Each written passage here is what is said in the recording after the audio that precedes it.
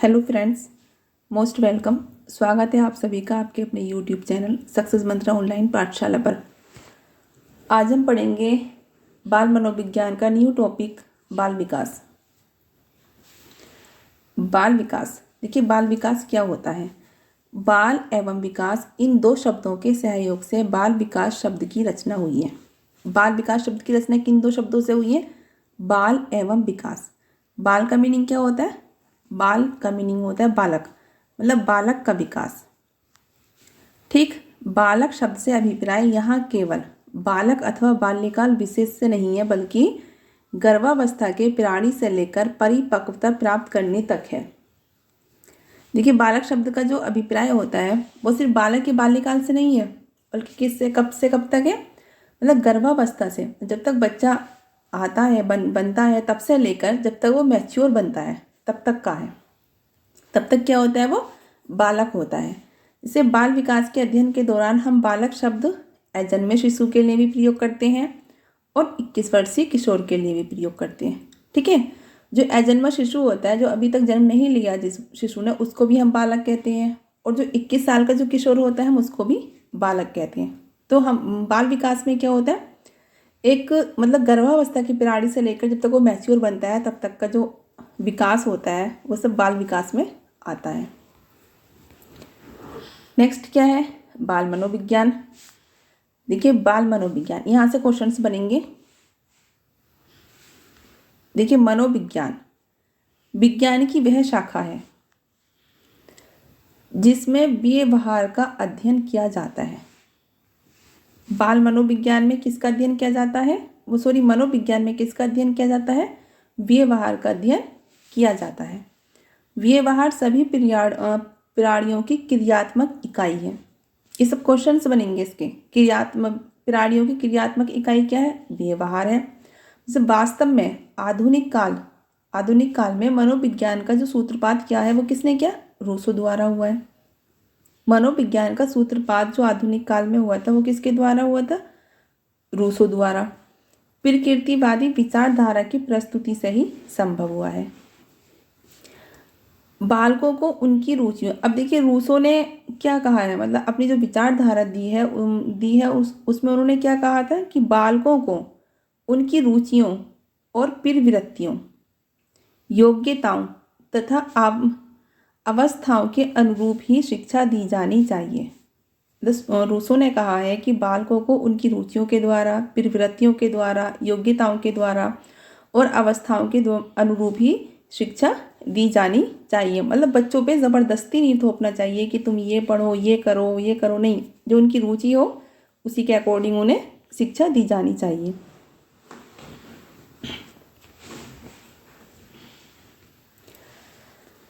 देखिए, नेक्स्ट क्या है?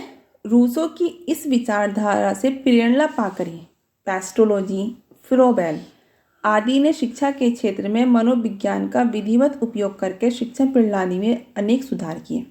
देखिए, रूसो ने तो किए थे, साथ में किसने किए थे? पेस्टोलॉजी ने और फ्रोबेल ने भी शिक्षा प्रणाली में नए सुधार किए थे।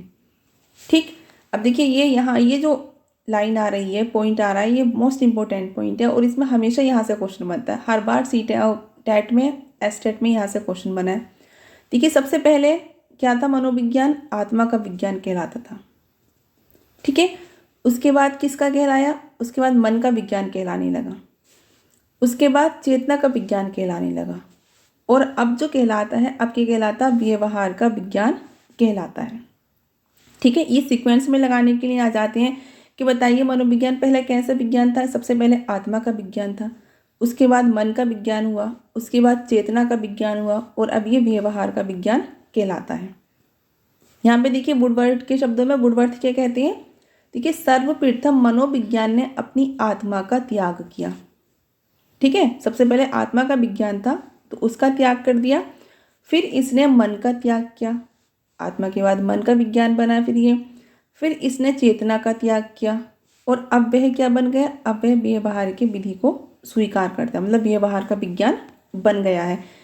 ये जो डेफिनेशन है कई बार आ चुकी है वुडवर्थ की, ठीक है, इसको अच्छे से आप देख लीजिएगा कि सर्वप्रथम मनोविज्ञान ने अपनी आत्मा का त्याग किया, फिर इसने मन का त्याग किया और फिर इसने चेतना का त्याग किया, और अब क्या बन गया है, अब बन गया है ये व्यवहार का विज्ञान। ठीक, नेक्स्ट डेफिनेशन है वाटसन के शब्दों में। वाटसन क्या कहते हैं, मनोविज्ञान मानव व्यवहार का वस्तुपरक विज्ञान है। ये कहाँ है, यहाँ पे वस्तुपरक विज्ञान है। ठीक है, स्किनर के अनुसार क्या है, मनोविज्ञान व्यवहार और अनुभव का विज्ञान है। ठीक है, स्किनर साहब कह रहे हैं कि भाई मनोविज्ञान जो है वो व्यवहार और अनुभव का विज्ञान है।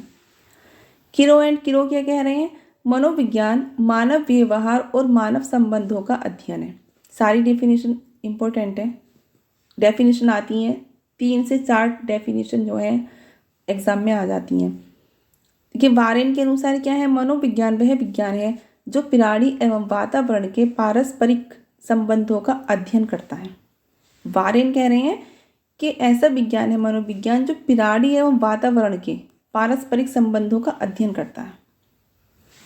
गैरिसन व अन्य के अनुसार क्या है, मनोविज्ञान का संबंध प्रत्यक्ष मानव व्यवहार से है। ये कह रहे हैं कि मनोविज्ञान का जो संबंध है वो डायरेक्ट किससे, मानव व्यवहार से है। ठीक है,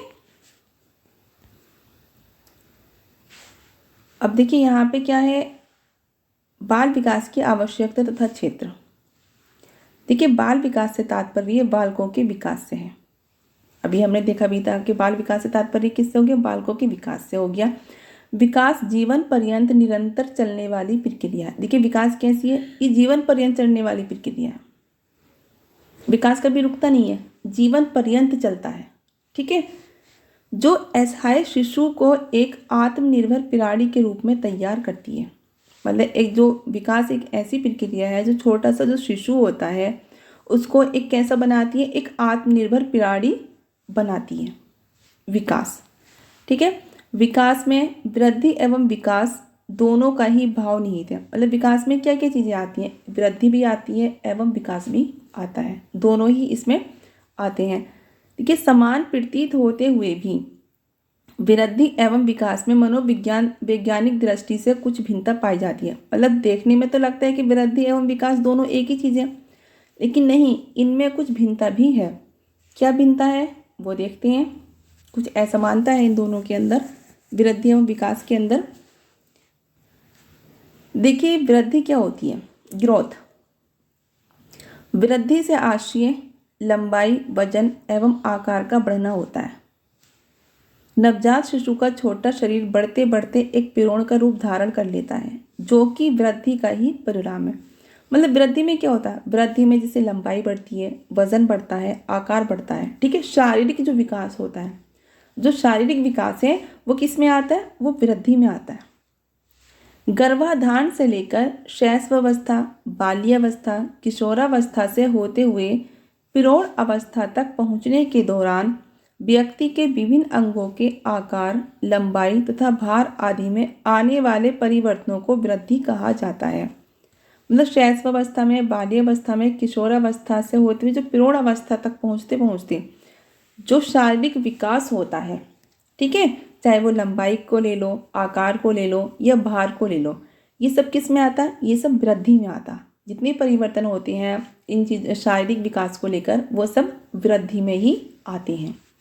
ठीक है, वृद्धि को मापा या तोला जा सकते हैं। हाँ, बिल्कुल तोला जा सकते हैं, मापा भी जा सकता है। अब देखिए, लंबाई भी आप माप सकते हैं, ठीक है, भार को आप तोल सकते हैं। तो ये सब किस में होता है, ये वृद्धि में होता है। तो वृद्धि का मीनिंग क्या हुआ, वृद्धि का आशय जो है वो ये हो गया है कि जो शारीरिक विकास है आपका, ठीक है, वो वृद्धि में आता है। शारीरिक विकास वृद्धि में आता है।